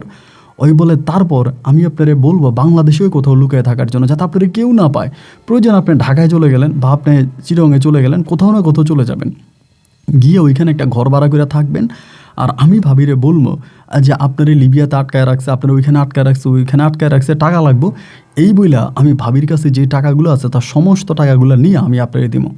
আর ওই টাকাগুলো দিয়া আপনি কোনো ব্যবসা বাণিজ্য করবেন বা আপনি নিজের পায়ে দাঁড়াবেন। ভাবির উপর থেকে আপনার যে আশা, সেই সম্পূর্ণ আশা আপনাকে ছেড়ে দিতে হবে। আমি তখন বললাম সোহাগ এতে তোর লাভ কী? ও বলে ভাই আমি আপনারা পছন্দ করি, আপনার সঙ্গে জুয়া খেলছি, আপনার সঙ্গে ছিলাম, আপনার সঙ্গে একটা ভালো সম্পর্ক, সেই হিসাবে আমি এই কাজটা করব। আর হ্যাঁ, আপনি যদি মনে করেন আমার কিছু দিবেন তাহলে আপনি আমার কোনো কিছু দিয়েন, তবে ভাবির কাছ থেকে জানিব আমি তার সবই আপনি দিয়ে দিব। আর আমি আপনার যেভাবে শিখাই দিব আপনি কিন্তু ভাই এভাবে কাজ করবেন, এর এর বাইরে কিন্তু কাজ করলেও হবে না। আপনি আমার মতে কাজ করলে আপনার টাকার কোনো অভাব হবে না, আপনি সব টাকা পাইবেন, কিন্তু ভাই আপনি আমার পয়েন্টে এসে কাজ করা লাগবে। আমি বললাম ঠিক আছে ভাই, তুমি যেমনে বলো আমি এমনিই কাজ করব, আমি তোমার পয়েন্টের বাইরে যাব না। তো বলে যে ঠিক আছে। পরে তার সঙ্গে এই কথা হয়ে যাওয়ার পরে ওই কিছুদিন পরেই, মানে ওই সোহাগ আমার যেদিন এই কথা বললো তার প্রায় আপনার 5 থেকে 6 দিন পরে একদিন স্বপ্ন আমারে ফোন দিয়া বলতেছে তুমি কি ইটালি যাইবা? এমনি আমি বললাম যে তুই আমার সৌদি নিতে পারো না, আমি সৌদি যাইতে পারতেছি না, আর তুই আমি ইটালি যাবো, তুমি কী কো গেলা, আমি ইটালি কেমনে যাবো? ওই তখন বলে বৈধভাবে তো তোমার আমি পাঠাইতে পারবো না, বৈধভাবে পাঠানোর তো এত টাকা আমার কাছে নাই, কিন্তু অবৈধভাবে তোমার পাঠানোর মতো একটা রাস্তা পাইছি, এবং রাস্তাটা তোমাদের এলাকার ছেলে সোহাগে খুঁজে বের করছে। এখন আমি চাইতেছি এখানে বেশি টাকা লাগবে না, অল্প কিছু টাকা লাগবে, সেই টাকা দিয়ে তোমার ইটালি পাঠাই দেই। তুমি যদি ইটালি যাইতে পারো এবং ওখানে গিয়ে যদি তোমার কাগজপত্র হয় তাহলে তুমি আমার ইটালিতে নিয়ে যাইও। আমি যেখানে আসছি এখানে তো মনে করো আমার অবস্থাটা খুব বেশি একটা ভালো না, দেশেও যাইতে পারি না, ছুটিও পাই না, গেলে একেবারে চলে যাওয়া লাগবে। এর মাঝে যদি আমি তোমার ইটালিতে পাঠাইতে পারি, তুমি ওখানে চলে যাও, এরপরে তুমি আমার নিয়ে যাও, তুমি কি বলো? আমি বললাম তাহলে তো এটা ভালোই হয়, আমি ইটালিতে যাবো, এটা তো আমার জন্য খারাপ না, এটা তো অনেক ভালো একটা বুদ্ধি, যদি তুমি ব্যবস্থা করতে পারো। ও বলে হ্যাঁ আমিও সব ব্যবস্থা করব, তোমার কিচ্ছু করা লাগবে না, এখন তুমি শুধু সোহাগের সঙ্গে কথাবার্তা বলবা, সোহাগ তোমার যেমনে বলে তুমি এমনি কাজ করবা। এই ঘটনার কিছুদিন পরে আমি তখন সোহাগ দিয়ে বললাম কী ব্যাপার, টাকা নিছোস? সোহাগ বলে টাকা নিছি ভাই, ভাবির কাছ থেকে মাত্র 2 লাখ টাকা নিছি, তো ভাই আমি 2 লাখ টাকা আপনার জন্য পাঠাই দিতেছি। ওই কয় টাকা দিছে আমি কিন্তু আর ওটা জিজ্ঞেস করি নাই। তখন হলো কি সোহাগ আমার জন্য 2 লাখ টাকা পাঠায়। যখন সোহাগ আমার জন্য 2 লাখ টাকা পাঠায় তখন তো ভাই আমি আসমানের চাঁদ পেয়ে গেছি, আরে আমার কাছে 2 লাখ টাকা, আমার কি আর কোনো কিছু লাগে নাকি? আমি তো তখন অনেক টাকা, এই 2 লাখ টাকা পাওয়ার পরে ধরেন এই টাকা দিয়ে আমি তখন বেশ মানে আরামায়েশে জীবন কাটাইতেছি। এর ভিতরেই আমার স্বপ্না ফোন দিয়ে বলে কালকে তোমার ফ্লাইট, তোমার দুবাই নিয়ে যাইব, দুবাই থেকে তোমার লিবিয়া নিয়ে যাব, সেখান থেকে তোমারে ইয়েতে নিয়ে যাবে, কি বলে এই তোমারে এই ইয়েতে নিয়ে যাবে, এই ইটালিতে নিয়ে যাবে, এবং আমি সব কিছু ব্যবস্থা করছি, সোহাগ যেমনে যেমনে বলে তুমি সামনে সামনে ব্যবস্থা করো। এই ঘটনার 2 দিন পরে সোহাগ আমারে বলতেছে ভাই আপনি এইভাবে সিমটা পাল্টাইয়া ফেলেন, নতুন একটা সিম নেন এবং সিম কার্ডটা নিয়ে আপনি এখান থেকে চলে যান, আপনি এখান থেকে চলে যান, চলে গিয়ে আপনি শহরে দিয়ে একটা বাসা ভাড়া করেন। এরপর আমি কী করলাম, রংপুর শহরে একটা ঘর ভাড়া করছি। রংপুর শহরে একটা ঘর ভাড়া করে সে জায়গা থেকে আমি তখন রংপুরে চলে গেছি। রংপুরে আমি যখন গেছি ওই দিনে সোহাগ আমার জন্য আরও 2 লক্ষ টাকা পাঠাইছে, তাইলে আমি 4 লাখ টাকা পাইছি। প্রথমে 2 লাখ, ওই 2 লাখ টাকা কিন্তু শেষ, আমার কাছে বেশি নাই। এরপরে 2 লাখ টাকা আমি তখন আরামায়েশে উড়াইতে আছি। আমি কিন্তু নতুন সিম নিয়েছি, আমার বউর সঙ্গে আর কোনো যোগাযোগ নেই, শুধু যোগাযোগ সোহাগের সঙ্গে। সোহাগ কী অবস্থা? সোহাগ বলে ভাই টাকা নিতেছে, আপনি টেনশন করবেন না, টাকা নিতেছে। এই কইরা কিছুদিনের ভিতরে সোহাগ আমার আরও 1 লাখ টাকা পাঠাইছে। তা আরও 1 লাখ টাকা পাঠাইছে, আমি তখন ভালোভাবে আছি। তার প্রায় 1.5 মাস পর্যন্ত আমি আমার কারোর সঙ্গে যোগাযোগ নেই, শুধু সোহাগের সঙ্গে। 1.5 মাস পর একদিন আমারে বলতেছে, ভাই আপনার সঙ্গে কথা বলাই দিবা ভাবিরে, কিন্তু আপনি কান্নাকাটি করবেন, আপনি বলবেন আপনারা মারতেছে, আপনারা অত্যাচার করতেছে, আপনার কিডনি খুলে ফেলবে, আপনার চোখ খুলে ফেলবে, আপনার এই লিবিয়াতে আটকায় রাখছে, এগুলো আপনি ভাবিরে বলবেন, বলতে পারবেন?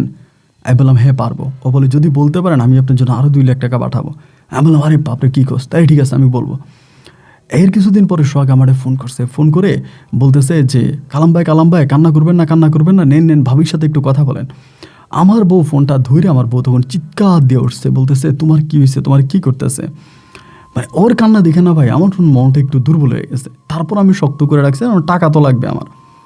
আমি তখন বলতেছি যে না আমার খুব মারতেছে, আমার খুব অত্যাচার করতেছে, আমার হাত পা বাইদা রাখছে, আমার চোখ খুলে ফেলবে, আমার টাকা লাগবে। ওরা বলতেছে টাকা দিতে হবে, টাকা না দিলে আমি মেরে ফেলবে। ওই বলতেছে আমি টাকা ব্যবস্থা করে দেবো, তুমি কষ্ট পাই না, তুমি কান্না করো না, সব ঠিক হয়ে যাবে, আমি টাকা ব্যবস্থা করো, তুমি কান্না করো না। এগুলো বলে তখন সোহাগে মোবাইল ফোনটা টান দিয়ে নিয়ে গেছে, টান দিয়ে নিয়ে লাইনটা কেটে দিয়েছে।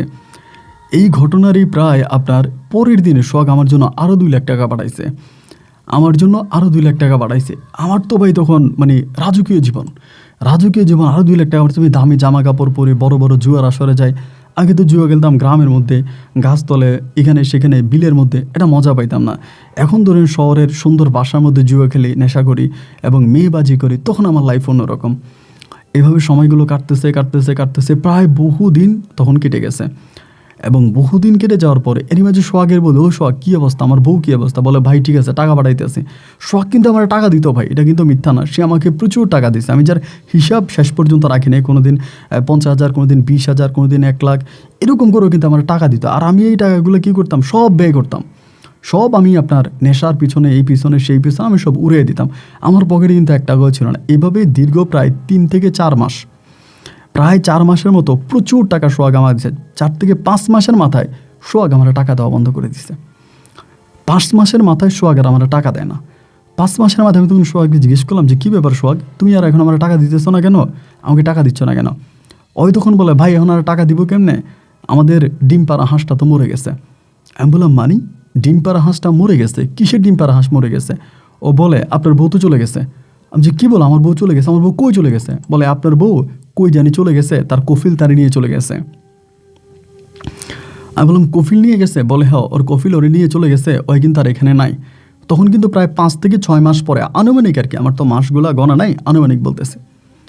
আমি ভাই তুমি আমার এখন টাকা দিবে না? বলে না ভাই, আপনার বউ আপনার টাকা দেয় না আমার, আমি আপনার দিব কোত্থেকে? এবার আমার শহরে থাকা দায় হয়ে গেছে। এর মাঝে সে আমার বলতেছে ভাই একটা কাজ করেন, আমি আপনার একটা বুদ্ধি দিই, আপনি ভাবির বাড়িতে যান, ভাবির গ্রামের বাড়িতে যান, গিয়ে আপনি ভাবির বাবা মারে সবাইরে বলেন যে আপনি লিবিয়া থেকে আসছেন, এবং এই কথা বললে আপনি ভাবির সাথে যোগাযোগ করেন, কইরা আপনি আরও টাকা পয়সা পাবেন। কিন্তু ভাই আপনার কাছে একটা অনুরোধ, আপনি কিন্তু আমার কথা কিচ্ছু বললেন না, আমি যে মানে আপনার এই প্ল্যানিং করাইছি বা এগুলো চাইন ভুলেও বললেন না। আমি জানি না সোহাগ, তুমি আমার এত টাকা দিছো, তুমি এত টাকা পাঠাইছো, তো আমি কেন এগুলো বলবো? আমি কখনোই বলবো না। আল্লাহ ভাই আচ্ছা ঠিক আছে, তবে যদি কোনো টাকা টুকা নিতে পারেন আমাদের কিন্তু কিছু দিয়েন ভাই। আমার আচ্ছা ঠিক আছে দিমনি। এই ঘটনার কয়েকদিন পরে আমি তখন আমার শ্বশুর বাড়িতে গেছি। যাওয়ার পরে আমার শ্বশুর তারপর সবাই তো আমার দেখে অবাক, এই তুমি কোত্থেকে আসছো, এই তোমার নাকি কে লিবিয়াতে নিয়ে গেছে, এটা সেটা। আমি বললাম হ্যাঁ, আমার লিবিয়াতে নিয়ে গেছে, আমার মারছে, আমার খুব টর্চার করছে, আমি দেশে আসছি, আমি বাড়িতে আসছি। এই কথাবার্তা বলার মাঝেই তারা তখন কী করলো, স্বপ্নারে ফোন দিছে। ফোন দেওয়া মাত্রই স্বপ্না তখন কল ধরছে, ধইরা স্বপ্না বলতেছে যে মানে কল দেওয়ার পরে স্বপ্না তখন বলতেছে যে একটা কাজ করা, আমার স্বামীর সঙ্গে আমি কথা বলবো, এটা বলতেছে। এবং এটা বলার পরে স্বপ্না তখন করলো কি, আমার সাথে কথা বলাই দিছে, তারা আমার সঙ্গে কথা বলাই দিছে। কথা বলাই দেওয়ার পরে সব তখন কান্না করতেছে, মানে চিৎকার করে কান্না করতেছে, আর বলতেছে তুমি কই আসো? আমি বললাম আমি যেখানে আছি, যে জায়গায় আছি, তা তুমি কই? ওই তখন বলতেছে যে আমি তো লিবিয়াতে। তুমি লিবিয়াতে কেমনে গেলা? বলে আমি লিবিয়াতে চলে আসছি তোমার খোঁজার জন্য আমি লিবিয়াতে আসছি। আমি তো লিবিয়ার অনেকগুলা জেলে, এই জায়গায় সে জায়গায়, আমি বহু জায়গায় তোমার খুঁজছি, আমি তো তোমার পাই নাই। তুমি কই, তুমি দেশে গেলা কেমনে? আমি তখন বুদ্ধি খাটায় বললাম যে দেখো, আমি তো আর শেষে ওদেরকে টাকা দিতে পারি না, তা ওরা আমার আর ইটালি না পাঠায় আমার দেশে পাঠিয়ে দিছে লিবিয়া থেকে। বলে আমি তো লিবিয়াতে আসছি তোমার খোঁজার জন্য। দেখো সোহাগ আমার কাছ থেকে অনেক টাকা নিয়ে গেছে, নিয়ে যাওয়ার পরে তারপর সোহাগ আমারে করে নাই, সোহাগ আমারে শেষ পর্যন্ত টাকা নিত, কিন্তু তোমার কোনো ঠিকানা দেয় না। তুমি কেউ এসো না আসো আমি বলতে পারি না। আমি তখন নিরুপায় হয়ে আমি আরেকটা দালালকে ধরি।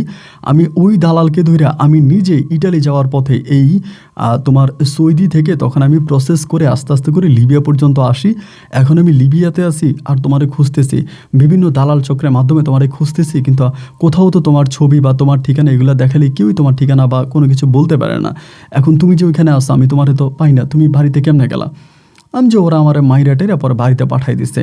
ওই তখন আমারে বলে আমি এখন কি করব, আমি কি লিবিয়া থেকে ইটালির দিকে যাব নাকি আমি দেশে চলে আসবো? তবে আমি চাইলে ইটালি যাইতে পারবো, এখানে আমি একটা ভালো সুযোগ পাইছি। আমি বললাম তুমি এখানে গেলা কতদিন হয়েছে? বলো অনেক দিন হয়েছে।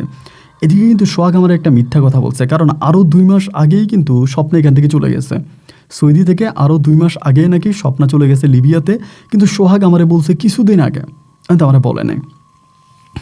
মানে ওই 3-4 মাসের মতো সোহাগকে টাকা দিছে, কিন্তু দেখে যে সোহাগ যেহেতু কোনো কিছু করতে পারে না, ওই তখন নিজের উদ্যোগে সোহাগকে না বইলে কোন কোন দালাল ধরে ও তখন এই লিবিয়াতে আসছে আমার খোঁজার জন্য।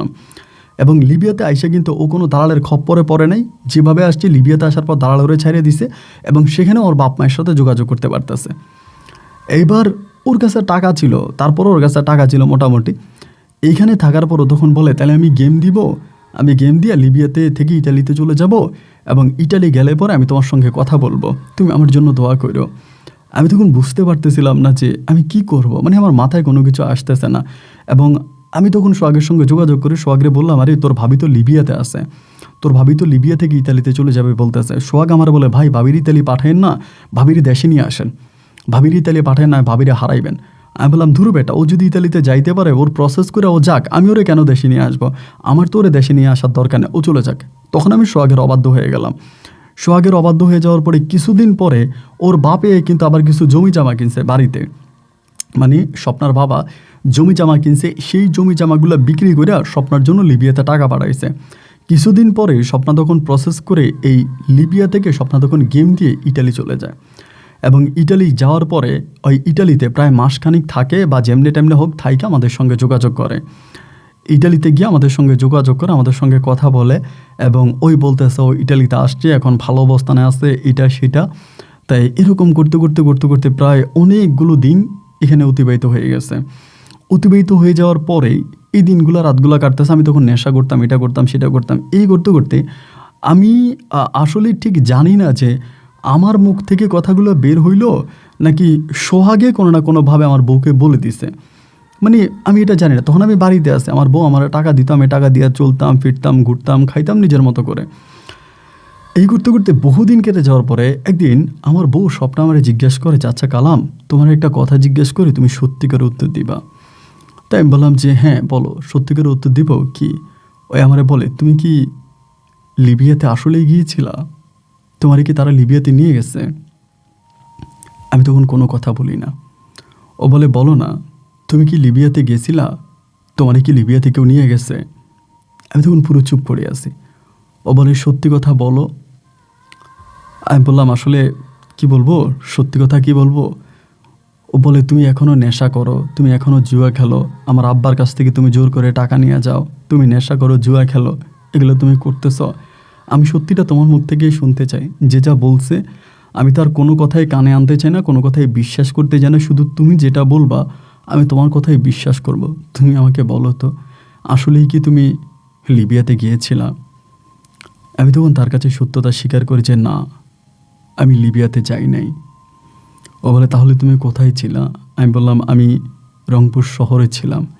ও বলে আমি যে তোমার সঙ্গে কথা বলে তোমার কাছে চিৎকার করে কেঁদে কেঁদে বলছিলাম যে কালাম তুমি কোথায় আছো, তুমি যে আমারে বললা তোমারে মেরে ফেলতেছে, তোমার চোখ উঠাই ফেলতেছে, তোমাকে আক্রমণ করতেছে, এগুলো যে তুমি আমারে বললা, এগুলো তুমি কি রংপুর শহরে বসে বলছিলা? আমি বললাম হ্যাঁ, আমি তোমাকে এই কথাগুলো রংপুর শহরে বসে বলছিলাম, ঠিক যেমন করে সোহাগ আমাকে শিখাই দিছে।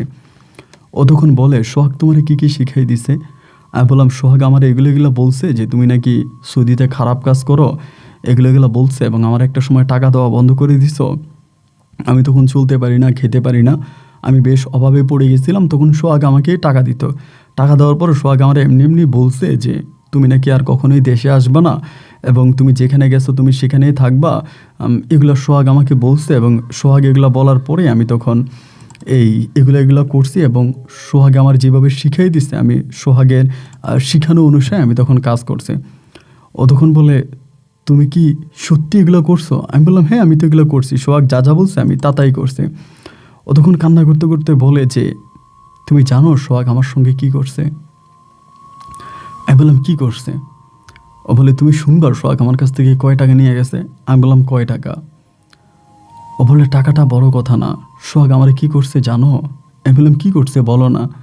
ও বলে, তুমি যখন লিবিয়াতে গিয়ে আটকায় গেছো, সোহাগ আমারে বলতেছে, ভাবি এখন বহু টাকা লাগবে, কালাম বাইরে ওখান থেকে ছুটাইতে হলে প্রায় 30-40 লক্ষ টাকার মতো লাগবে। এত টাকা ভাবি কই পাবো? এত টাকা যদি না হয় তাহলে লিবিয়াতে কালাম ভাইরে মাইরে ফেলাইব, কালাম ভাইরে মাইরে ফেলবে। আমি বললাম, তারপর? ও বলে, তারপরে এই কালাম আমারে বলতেছে, ভাবি টাকা পাওয়ার একটাই লাইন আছে, যদি আপনি কিছু না মনে করেন আমি আপনার কাছে খোলাখুলি করে বলতে পারি। আমি বললাম, তারপর? আমার বউ বলে, আমি কালামরে বললাম যে কালাম, সোহাগরে বললাম যে সোহাগ আমার জামাইরে তো আমার বাঁচাইতে হবে, আমার জামাইরে বাঁচাইতে হবে, আর আমার জামাইকে বাঁচানোর জন্য যা করা দরকার আমি তাই করবো, তুমি বলো টাকা কোথায় পাবো? তখন এই সোহাগ আমারে বলল, ভাবি আমি আপনার বিভিন্ন জায়গায় পাঠাবো, বড় বড় শেখদের কাছে পাঠাবো, যারা এখানে ব্যবসা করতে আসে, ইউরোপিয়ান সহ বিভিন্ন জায়গায়। আপনি সেখানে যাবেন, রাত যাপন করবেন এবং করলে পরে সেখান থেকে আপনি টাকা পাবেন। সেই টাকা আবার আমি নিয়েই আপনার হাতে দিব, আপনি আমার দিন, আমি ওই টাকা কালাম ভাইয়ের জন্য বা লিবিয়াতে পাঠাবো কালাম ভাইয়ের উদ্ধার করার জন্য। এভাবে সোহাগ নিজেও আমাকে অনেকবার ইউজ করছে, সে নিজেও ইউজ করছে এবং তারপরে আমার বিভিন্ন জায়গায়ও পাঠাইতো। রাতের বেলায় ডিউটি শেষ করার পরেও আমার জন্য কাপড় কিনতো, বিভিন্ন ধরনের নোংরা কাপড়গুলো কিনে কখনো বারে, কখনো কোনো বয়স্ক লোকের কাছে, কখনো কোনো ইউরোপিয়ানদের কাছে, কখনো আমেরিকানদের কাছে, বিভিন্ন জায়গায়ও আমাকে নিয়ে যাইতো এবং আমি ওনাদের সঙ্গে থাকতাম। থাকার পর যে টাকা দিত আমারে, সেই সমস্ত টাকাই সোহাগ নিয়ে যাইতো তোমাকে পাঠাবে বলে। এভাবে দিনের পর দিন, রাতের পর রাত সোহাগ আমার কাছ থেকে লক্ষ লক্ষ লক্ষ টাকা আমাকে ব্যবহার করেও নিয়ে গেছে। এর 1 টাকাও ও আমাকে দেয় নাই, বা এই সব টাকা নাকি তোমাকে দিত। তা আমি দেখতেছি ও নিজেও আমাকে ইউজ করে এবং বিভিন্ন খারাপ লোকের কাছে আমাকে পাঠায়, সেখান থেকে ও টাকা নিয়ে যায়, কিন্তু মূলত এই টাকাও কী করে আমি জানি না। আর আদৌ আমি তোমার কাছে যেতে পারবো কিনা সেটাও আমি জানি না। আমি তারপর নিরুপায় হয়ে একেবারে সব কিছু হারিয়ে আমি তখন এই জীবন মরণের একসাথ করে আমি অন্য একটা দালালের সঙ্গে কথা বলি। সেই দালালটাও আমাকে ভোগ করে আমাকে তখন এই ইতালিতে নেবে বলে সে আমাকে লিবিয়া পর্যন্ত আনে। ভালোভাবে সে আমাকে লিবিয়াতে আনে এবং লিবিয়াতে আনার পর আমি সেখানে বিভিন্ন ক্যাম্পে তোমারে খুঁজছি, অনেক জায়গায় অনেক লোকদের কাছে তোমাকে খুঁজেছি, কত অচেনা লোকের সঙ্গে রাত কাটিয়েছি তার কোনো হিসাব নাই। শুধু একটাই চিন্তা ছিল, আমি নিজেকে বিক্রি করে হলেও আমার স্বামীর জীবন বাঁচাবো। কিন্তু আমি বুঝতে পারি নাই এই স্বামী যে আমার সাথে অভিনয় করেছে, আমি বুঝতে পারি নাই এই স্বামী যে আমার সঙ্গে বেইমানি করেছে। তুমি যে আমার সঙ্গে এত বড় বেইমানি করেছো আমি বুঝতে পারিনি। সোহাগ তো পর ছিল, ওই সুযোগ নিয়েছে, কিন্তু সেই সুযোগটা তুমি দিয়েছো। সোহাগ তোমার সঙ্গে আগেই পরিকল্পনা করছে, তোমার আগেই বলছে, কিন্তু তুমি আমাকে জানাও নাই। সোহাগ তোমাকে যেমনে বলছে তুমি সেমনেই কাজ করছো, আর আমাকে কত অচেনা পুরুষের সাথে শুইয়েছো। আমার রক্ত ভেজা টাকা সোহাগ নিয়ে গেছে, তুমি নিয়ে গেছো, তুমি শান্তি পেয়েছো। আমি বলছি, দেখো স্বপ্ন, তুমি আমাকে মাফ করে দাও, আমি আমি আমি সিরিয়াসলি ভুল করে ফেলেছি, আমার এগুলো করা ঠিক হয়নি। ও তখন বলে, তুমি ভালো থাকো, তুমি ভালো থাকো, এটা বলেও তখন ফোনটা কেটে দেয়। কেটে দিয়ে সঙ্গে সঙ্গে আমার সঙ্গে সমস্ত কিছু থেকেও যোগাযোগ বিচ্ছিন্ন করে দেয়। রাত পেরিয়ে যখন সকাল হয়, ওর বাবা তখন ডিরেক্টলি আমাকে বলে, তুমি আমার ঘর থেকে বেরিয়ে যাও। আমি বললাম, আমি কই যাব? বলে, কই যাবো তুমি জানো? স্বপ্নার সঙ্গে তোমার বিয়ে হয়েছে, তোমাদের কোনো কাবিনও হয় নাই, কোনো কাগজপত্রও হয় নাই। স্বপ্ন আমাকে বলছে তোমাকে ঘর থেকে বের করে দেওয়ার জন্য। ওর বাবা তখন আমাকে ঘর থেকে বের করে দেয়। আমি তখন ঘর থেকে বেরিয়ে যাই। অচেনা অজানা, আমার পকেটে তখন 2 টাকাও নাই, রাস্তায় ঘুরে কোনো টাকা পয়সা নাই। শেষ পর্যন্ত রংপুর শহরে চলে আসি। স্বপ্নের সঙ্গে আর কোনো যোগাযোগ হয় নাই। মোবাইল ফোনটা হাতে নিয়ে বসে থাকতাম, ও আমাকে সব কিছু থেকে ব্লক করে দেয়, ওর নাম্বারটাও চেঞ্জ করে ফেলে। আমি আর কোনোভাবে ওর সাথে যোগাযোগ করতে পারি নাই। একটা পর্যায়ে রংপুরে আমি রিক্সা চালাতে শুরু করি। রিক্সা চালাইতে একটা পর্যায়ে আমি তখন অটো চালাই এবং অটো চালিয়ে ওখান থেকে কিছু টাকা, অটো বলতে সিএনজি চালিয়ে কিছু টাকা ইনকাম করি। সে থেকে আমি তখন ঢাকায় চলে আসি। আজকে বহু বছর ধরে আমি ঢাকাতে আছি এবং পেশায় একজন সিএনজি চালক। যে টাকা আমি পাই তার সমস্ত টাকাই আমি নেশার পেছনে উড়িয়ে দেই। আর শুধু একটা বার প্রার্থনা করি যদি আমার বউ স্বপ্ন আমার কাছে ফিরে আসে। স্বপ্নকে ফিরে পাওয়ার জন্য আমি এখনও বেকুল হয়ে আছি। আমার সমস্ত অপকর্মের জন্য আমি আপনার কাছে সহ সমস্ত দেশবাসী তথা স্বপ্নার কাছে ক্ষমা চাই। যদি আমাকে মাফ করে দিয়ে স্বপ্ন আমার কাছে ফিরে আসে আমি ভালো হয়ে যাব। এই নেশার জগৎ আর জুয়া আমার জীবনটা নষ্ট করেছে, আর জুয়া আর নেশার জগৎ থেকে আমি ফিরে আসবো। আমি একটা সুন্দর জীবন করব যদি স্বপ্ন আমার সঙ্গে একটা বার যোগাযোগ করে। আমি জানি না আমার স্বপ্ন কোথায় আছে, কার সাথে আছে, কীভাবে আছে, তবে সব কিছুর জন্য আমি ক্ষমা চেয়ে স্বপ্নার সঙ্গে থাকতে চাই। এটাই আমার চাওয়া। আমি একজন গরিব মানুষ, খুব কষ্ট করে, শিক্ষিত না, আমি একজন অশিক্ষিত মানুষ। একজন মোবাইল দোকানদারকে দিয়ে আপনাকে সমস্ত কথাগুলো লিখে পাঠালাম। যদি পারেন আপনি আমার সঙ্গে যোগাযোগ করবেন। আপনি ভালো থাকবেন। আসসালামু আলাইকুম।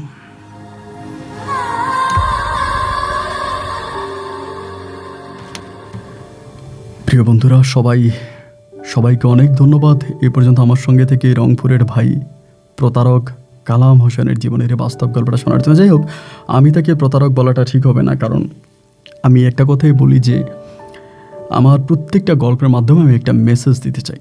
এই কালাম চোর হলেও মানুষ হিসাবে কিন্তু খারাপ ছিলেন না। তিনি চোর হলেও মানুষ হিসাবে ভালো ছিলেন, আর ভালো ছিলেন বলেই কিন্তু স্বপ্নাকে মৃত্যুর হাত থেকে সে সময় ফিরিয়ে এনেছে। এবং এরপরে তিনি নেশা এবং জুয়া, একটা জিনিসকে জানেন, এই দুনিয়াতে একটা মানুষ সব কিছুর গরম সহ্য করতে পারলেও না ভাই, টাকার গরম সহ্য করতে পারে না।